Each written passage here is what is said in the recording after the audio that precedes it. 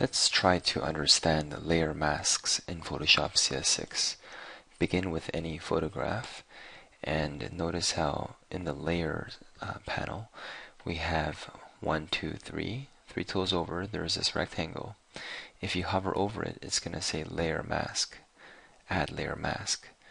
So I'm going to click on this add layer mask button, and you should see your image now associated and linked with a white box, a white rectangle. What does this mean? Let's take a look here. What I'm going to do is I'm going to paint with the color black.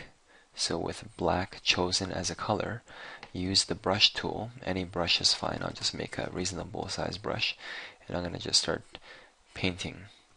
Notice how I drew a little happy face here. It's good to be happy, not to be sad. And what happens is we're actually affecting the mask here in a way that some parts are becoming black. And now what a mask does is the parts that are black becomes transparent. So if I had another layer underneath it, it would reveal what's underneath. The parts that are black, that is. The parts that are white here in the mask are not visible. They're not transparent. Alright, let's try something else interesting. Let's press Ctrl-Alt-Z to undo that. I'm going to use the color white now. Let me switch the foreground color to white. Use the paintbrush. When I paint here with white, I'm painting the mask white, but it already is white. So there's no effect even though I'm using the paintbrush tool.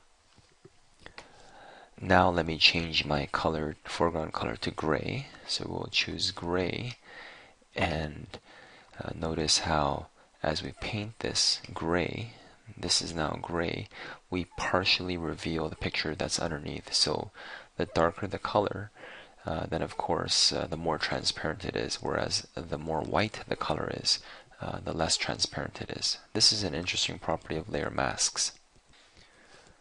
So what's nice here about layer masks is you can actually click on this white box here, the layer mask, right click, and you can delete the layer mask.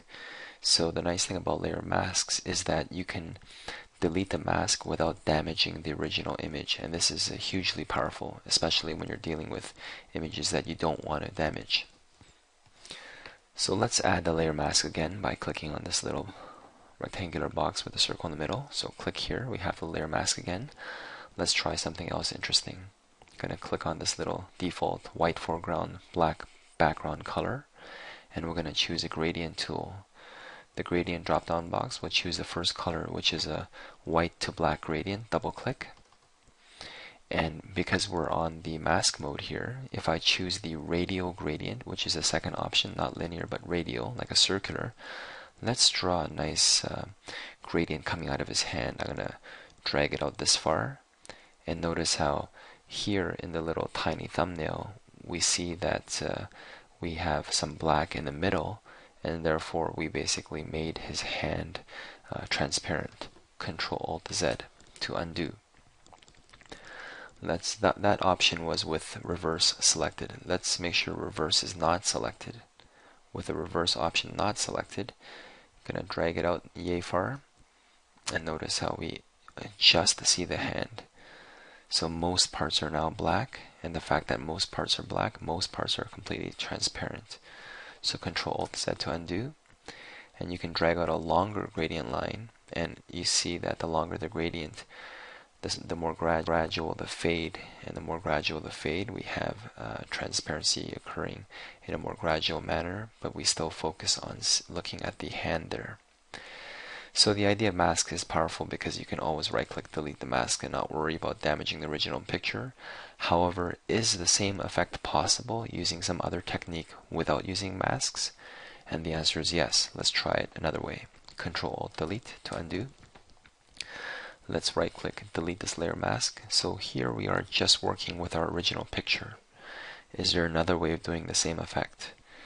If I use the elliptical marquee tool, with a large feather setting such as 50 pixels. Let's see if we can do something pretty close. I'm going to click around the hand here and then press delete. So you see that we also deleted the hand in a gradual way. Ctrl-Alt-Z to Control Alt Z to undo. Let's go to select inverse. So we're selecting everything but the hand, and then press delete. So we've created the same effect. If I go to select, deselect, you'll see it clearly. We created the same effect without using layer masking. However, if you look at the original picture, we have no original. So if we save our file right now, file save, and you close your Photoshop, that's it. There's no room for undoing, and we lost our original picture, and someone's going to lose some childhood memories. So it would make sense in this case if we use this technique to make sure that we duplicate our original photo of the kid. Alright, so hopefully you have a little bit of insight with layer masks, and if you like this video, thank you for hitting that big thumbs up sign.